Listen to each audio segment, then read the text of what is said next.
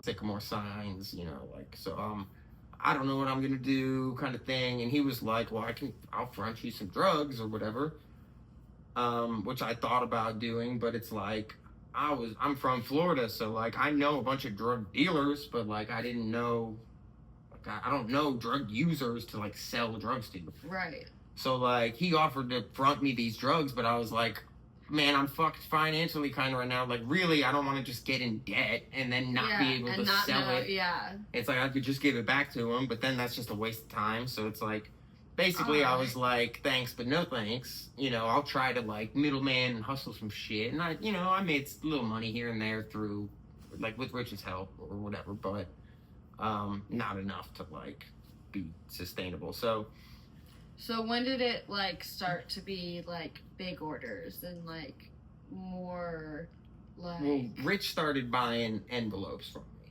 like 5,000. What's an envelope? Like, I was selling him $5,000 for $1,000. Okay. And doing that like once a week.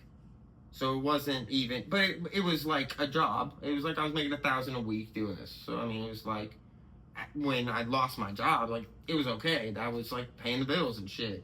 Mm-hmm. But like my lease was almost up too.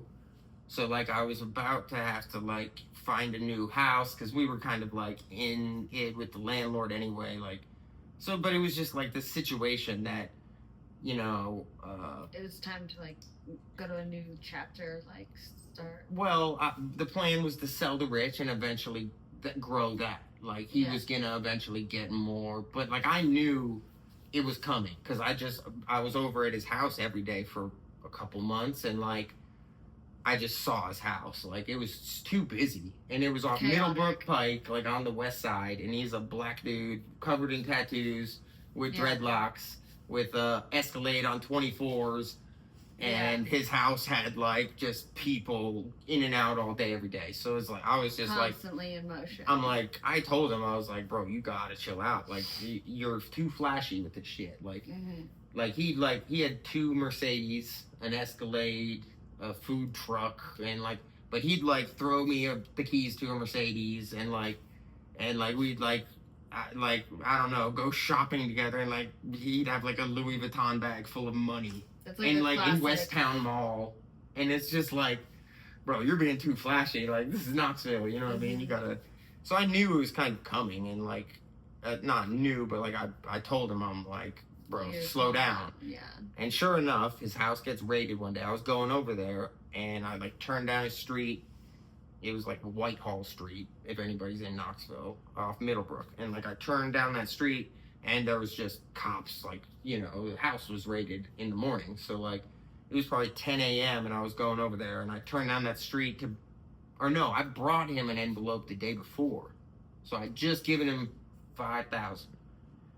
And, like, so the next day I was just going over there to, like, chill. And there were cops everywhere. So I was just like, holy fuck. And I just kept going. You know what I mean? Yeah. Obviously.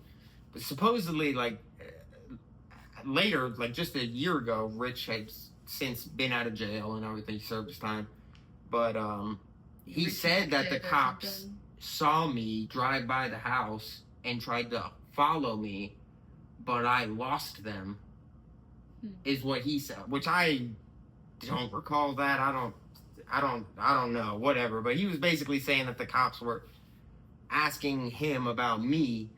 So, I don't know, this was all after the fact. I didn't notice at the time, but all of it was sketchy. But, like, so when he went to jail, though, I had nobody to sell the bills to now. Right, so you were just stuck with bills. Yeah, now I had this money, but, like, nobody to sell it to. And, like, there was a couple people that were his, like, kind of underlings or whatever that, like, took his place. Yeah, while he was, like, when he went to jail, but... And like I was kind of dealing with them for a little bit, but then the main dude got popped.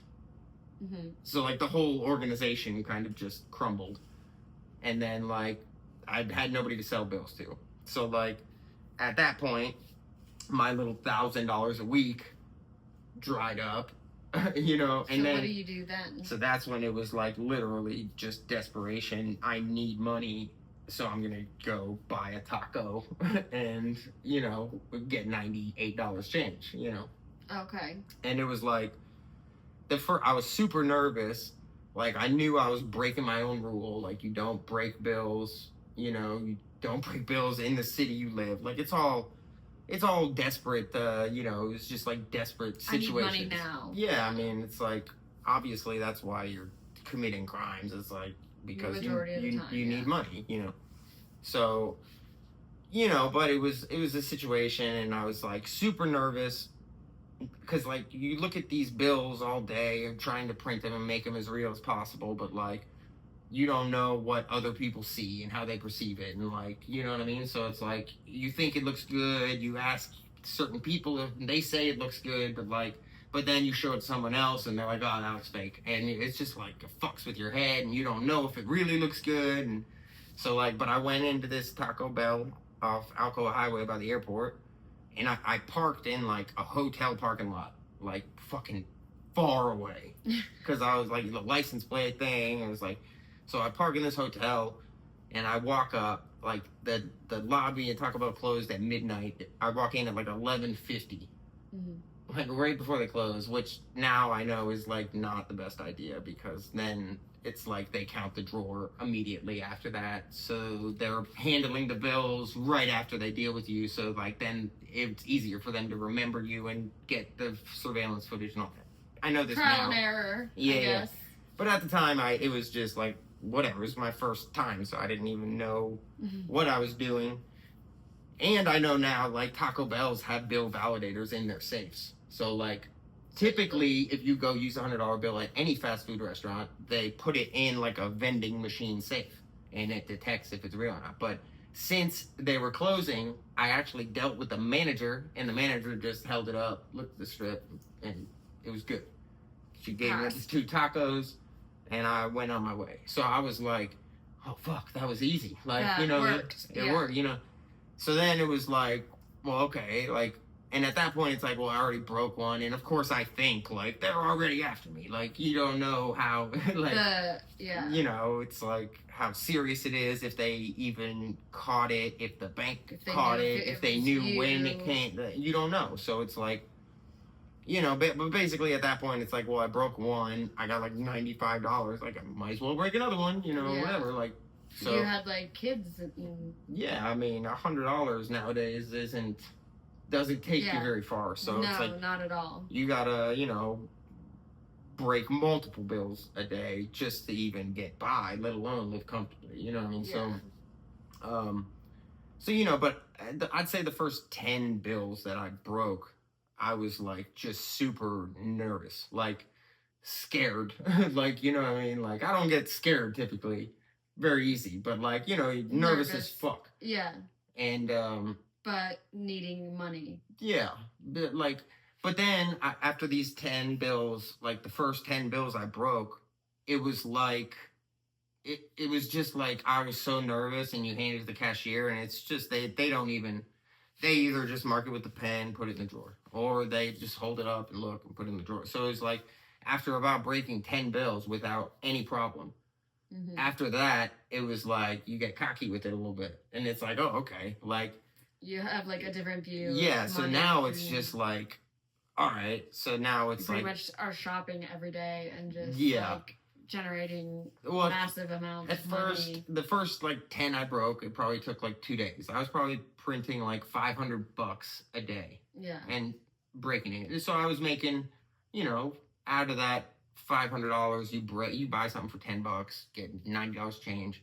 So, I mean, you're making $400 some odd dollars a day, which is still pretty good money, you know what I mean? Yeah.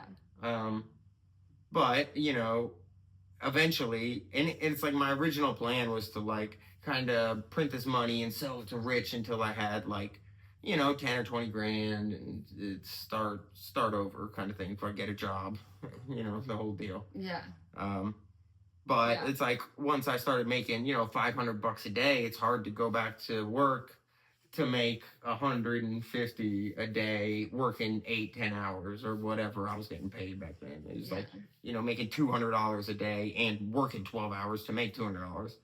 It's like, well, this is, I get to sit around and print for a few hours, and then go shopping for Yeah, a few hours, like shopping, and then boom, I made 450 in a day.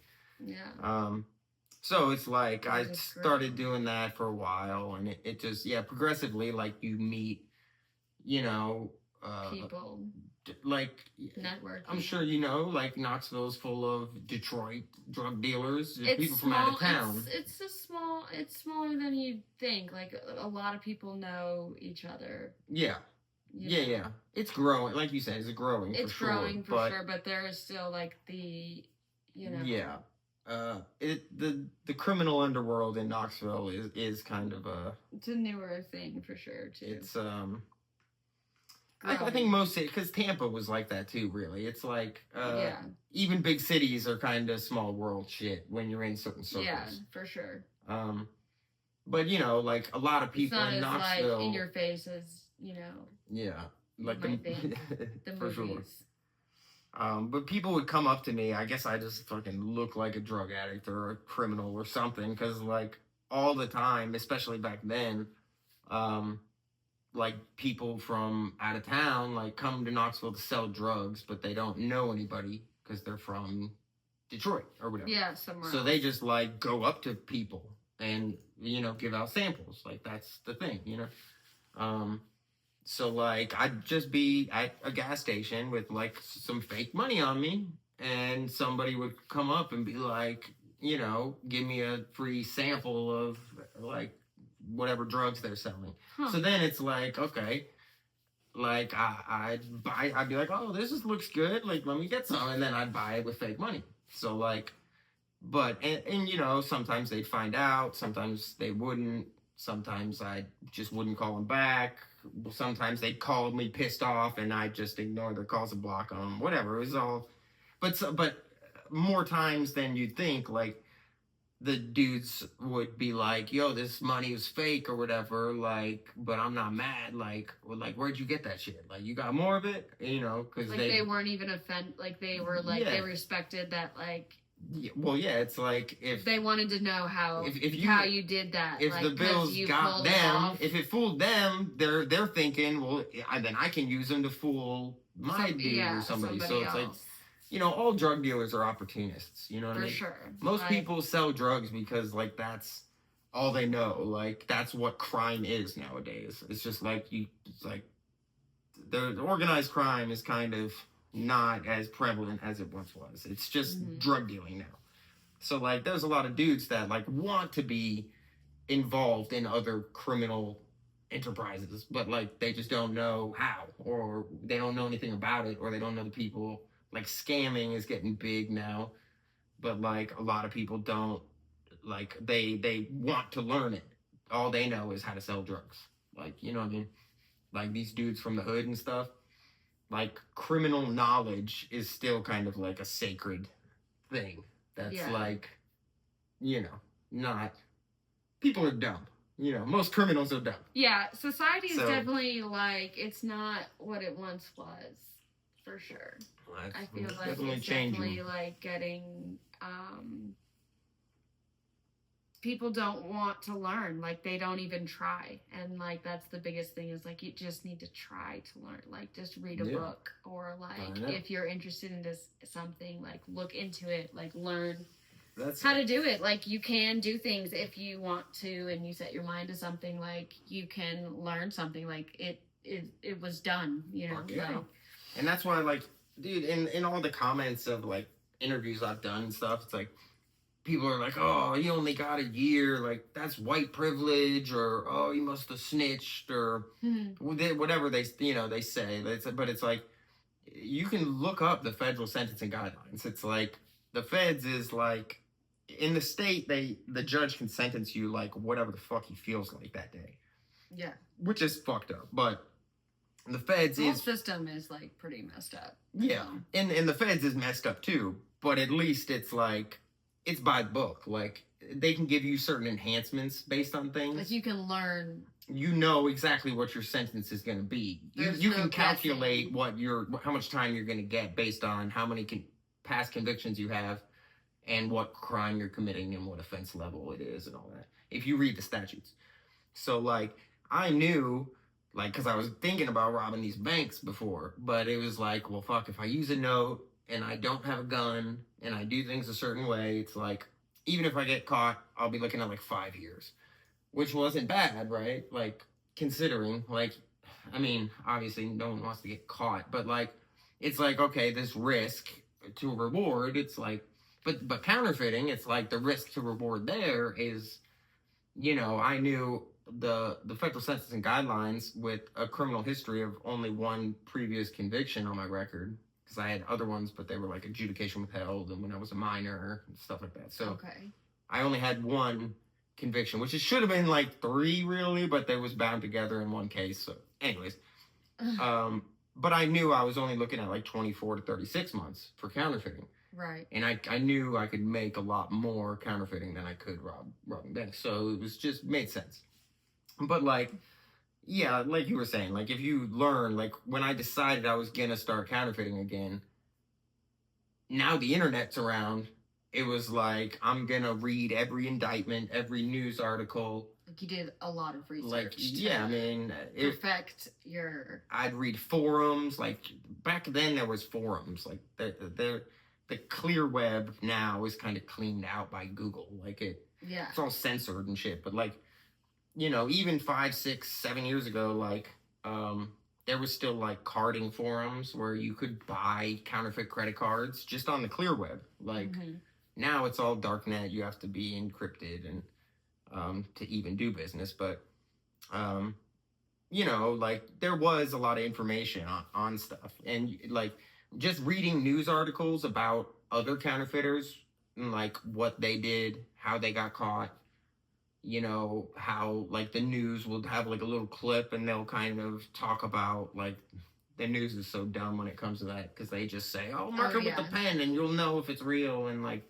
it's just this like the people have it so ass backwards when it comes to like verifying currency. It's like there's really no way to.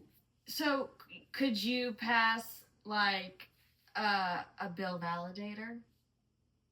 Yeah, I mean, of course, but it wouldn't be worth the time it would take. Right. Because it's like, I mean, anything the government does, right? It's like, you can do, like, it's like, I mean, obviously the government has like unlimited like resources and money, but if you're just trying to cheaply replicate it, at least, it's like, if the government can do it, I can do it, right? Like, for the most part.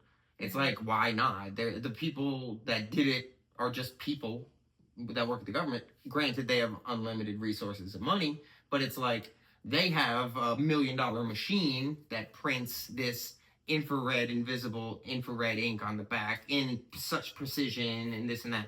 But it's like, okay, well, I can still buy invisible infrared ink online in a 1 gram bottle and like paint it on, right? Yeah. To precision. Like, right. So it's like, yeah, I can't. The government's pumping out 50 billion a day or whatever, but I can make fucking 1,000 a day by hand. So it's like, I mean, it's hard to replicate the government's like, amounts and precision and all that. But it's like, if the government can do it, though, yeah, I can do it too. You figured out, like, you did a lot of research and you figured out exactly how they were doing it and what they used and what. There was a special paper that, like... Or it was, like, it's a film, yeah. It's a lenticular film. Yeah. It's like a lens. That's right. Fly-eye lenticular lens arrays is what it's called. But, like, even that, it's like, once you realize the government's just, like, people. They're just people. And really, the government's mainly not... It's not even government. Just hire people. It's contractors. Yeah. So, like, when you realize... I knew really money's made by the Federal Reserve, which is a private bank. It's not even a government like entity. It's contracted. But then they have a government entity that actually makes it for the Federal Reserve, which is the BEP, the Bureau of Engraving and Printing. And that's a government entity. But then the BEP contracts out a company, Crane Currency, to get like the paper and security features and certain things. So it's like, I knew Crane Currency supplied the paper and the strips and all this. And that's a private company. So, like, if it's a private company, like, they want to patent their technology, right? It's not like it's like confidential, classified government documents. It's just a fucking company that wants the rights to this technology because they own it and it's their company, so they patent it, right? So like I realized like, well shit, if the government contracts out a private company, like it's got to be public information, right? So like I just went to Google Patents and typed in Crane Currency and just fucking going through like thousands of patents that Crane Currency has. Wow. But eventually found a patent called lenticular motion, and that it's like that's the technology that they sell to the government, and it's like it explains exactly what it is, how it's made, how it's produced. I mean, it's the patent. But you can't get it now, right? Like yeah, now. Well, I mean, I'm sure China sells anything. This is true. But yeah, the company that I was getting. You originally saw it. Yeah, the company I was getting the films from. Now there's like a regulated guild of printers that whatever, I guess. I'm not sure if it is government regulated or if it's just like a pact of like printing companies that they like made a pact to whatever, like keep this shit secret or whatever. But yeah, I mean you can go on like Alibaba still, DHgate. There's ways. There's always ways. There's still these Chinese vendors. They'll sell anything. You know what? Like all these Chinese companies. Counterfeiting is like, I feel like you hear about it more since. Yeah, the economy's gotten way worse. Yeah. Just and not by my doing, obviously, but like COVID. They printed like trillions of fucking dollars, and I mean everything's literally. Since I was counterfeiting, everything's probably doubled in price, if not more. Yeah. So, I mean... There's a lot of people doing, like, blue notes and stuff, I've heard. I haven't seen any... And 20s and 5s and 1s. Yeah, people do a lot of 20s. And everybody always, like, comments and messages me and says that. Like, oh, why wouldn't you just print $1 bills and then no one would ever check them? But it's like, people don't realize I was printing, on like a good day, like 10,000 in a day, right? But I would use $100 worth of ink to do that, right? Ink's like $80 a case. So it's like, and I had 3 printers. So like, really it was like, I was spending probably like 100, 120, 100, whatever, like probably 2 things of ink a day at like 60, 70 bucks. So it was like maybe 150 bucks worth of ink a day to make $10,000, right? So it is like profitable, of course. But that's printing $100 bills. If I was printing $1 bills, $10,000 in hundreds, is only 100 bills. So if I was printing $1 bills, it's still the same amount of ink. So I'd be printing $100. I'd be breaking even. Like literally, if you print $100, it would cost $100 in ink to make $100 in ones, basically. It's just like it costs 2.2 pennies to make a penny. Like that's how much it costs the government to make a penny is like 2 pennies. So it just doesn't make sense. But aren't they gonna end that? I think they're like gonna cancel out the penny. No more penny. There's been talks. Yeah, it doesn't make sense. They've been talking about it, But what's crazy is like Trump's doing crazy things. I forget what year it was. It was like pennies before 1982. I want to say are 100 like 90% copper. Are they? Yeah. Oh. So there were, or that's what it is. Like pre like 82 or whatever, a penny's worth 2.2 pennies because it's copper and the price of copper's gone up. Right. So it's like you can literally take pennies from like if you find a bunch of pennies pre-1982, you can melt it down and scrap the copper and double your money. It's like, crazy. I remember people in abandoned houses when the crash happened and like everyone foreclosed and people would like break into houses and take all the copper from I know down in Florida that was a big thing was like metal.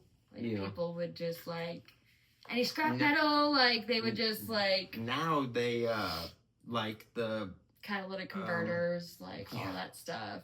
The what are they, like the scrap yards or whatever? Yeah.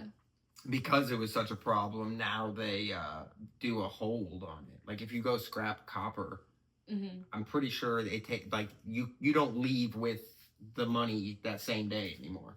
Like you have to wait like 3 to 5 days to get your check or whatever. Oh wow, just to like make sure it's because verifying they know it's, like the metal or one, whatever, like that it's like not a stolen. pawn shop. Yeah, like they make sure it's not stolen, and they know that it like all these people scrapping copper are like junkies just trying to get their fix that day. So it's like if they put a weight on it, it's like it'll deter it, which I'm sure it has, but you know,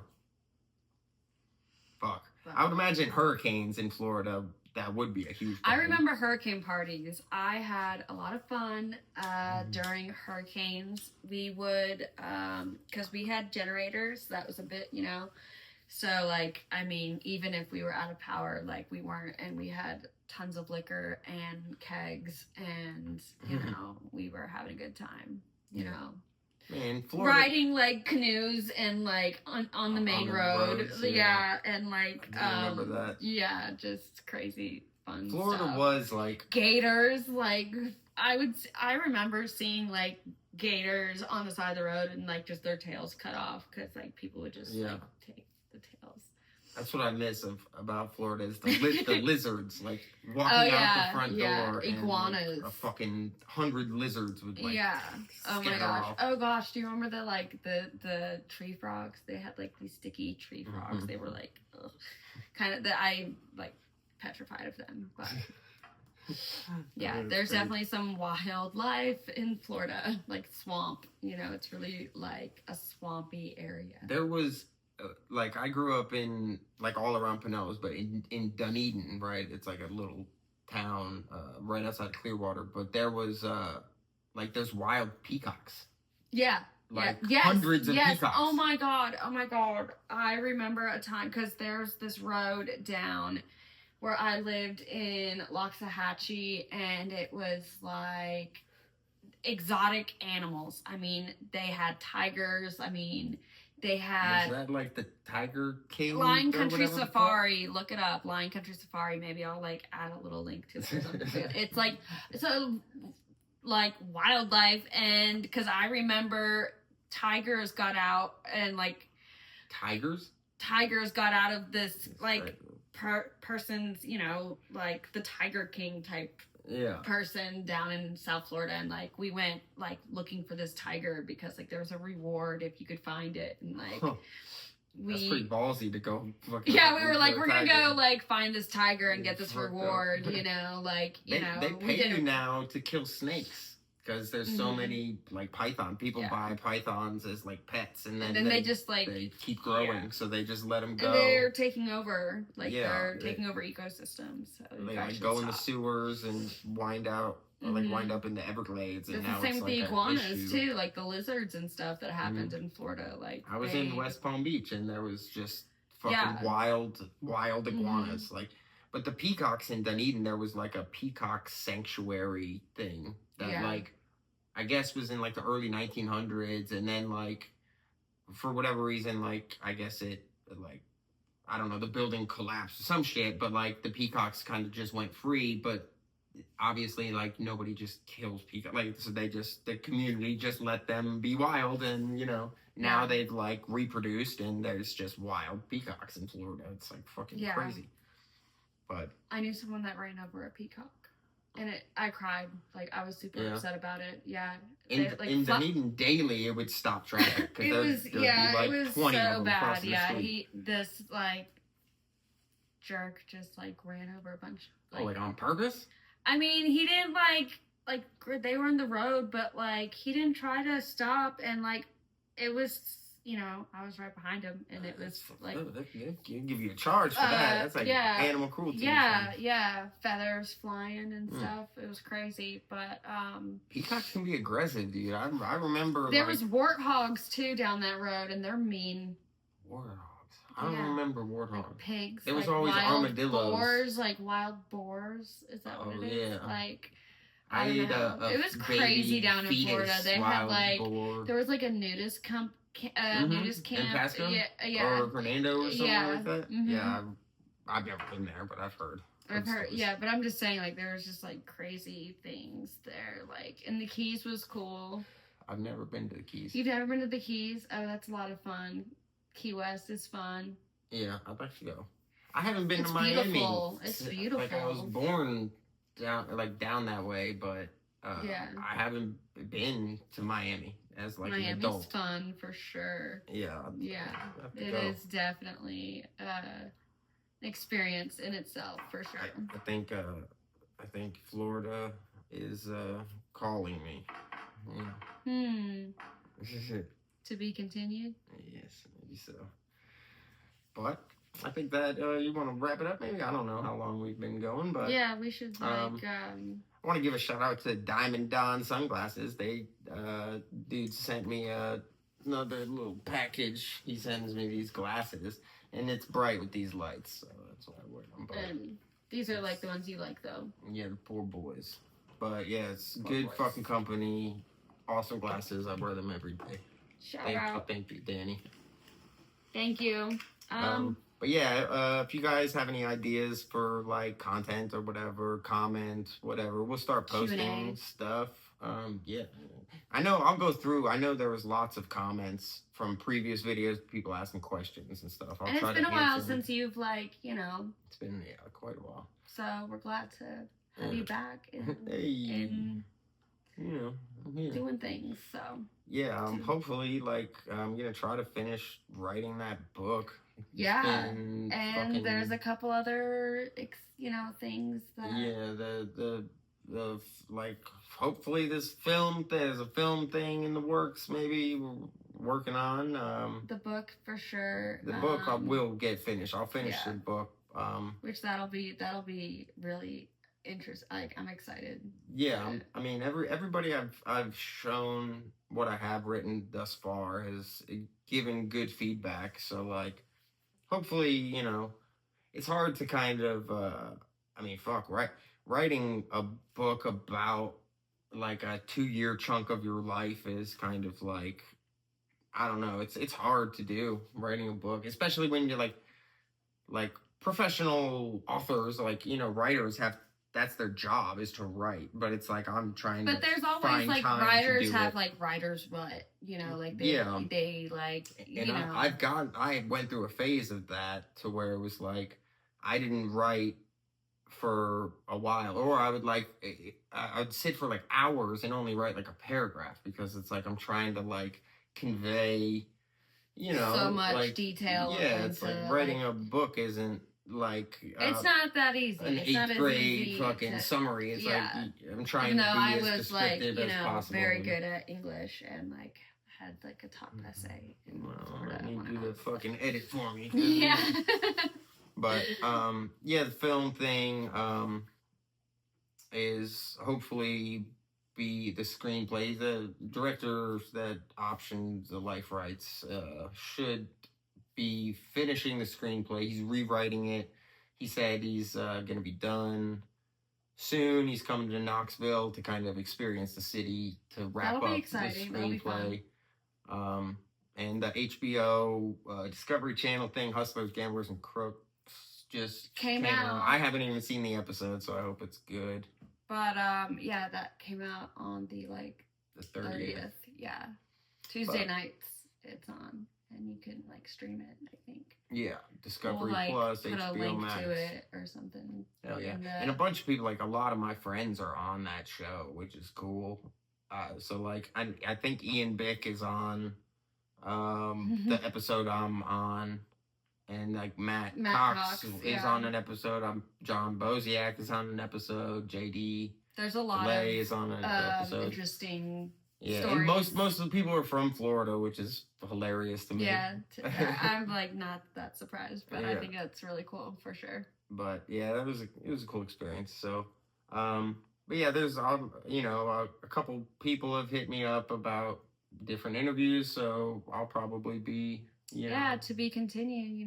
Doing won't more be the stuff last of Jeff Turner. Hey, but comment and and subscribe, all that shit. Yeah, that helps everything. I'm trying to make some money on YouTube, you know what I'm saying? So yeah. help a motherfucker out. Crooked Print. Oh yeah, well fuck, I had a website where I was selling prints of $100 bills. CrookedPrints.com. It like basically I was only selling. We'll link it and like, you know. Yeah, I gotta basically redo the webpage because like it basically like I think the software I used to design it was like only a free trial and expired. And I was selling prints, but like I was selling to people like through Instagram. You have like some really good prints. Yeah, and, like there's some this really. Is one of them. And there's some more we can but... like maybe we can like insert or something. Yeah, for sure. But yeah, I'm gonna redo Crooked Prints, I guess. So if you all want any prints of custom, reach out to us art. And I'm sure there's a way to like reach out to the website. Yeah, there's like, the Crooked Prints Instagram page, and there's CrookedPrints.com. I still get the emails and messages and stuff. Put it all in the description and all that stuff so you guys can check it out. And we'll see you next time. Yes, sir.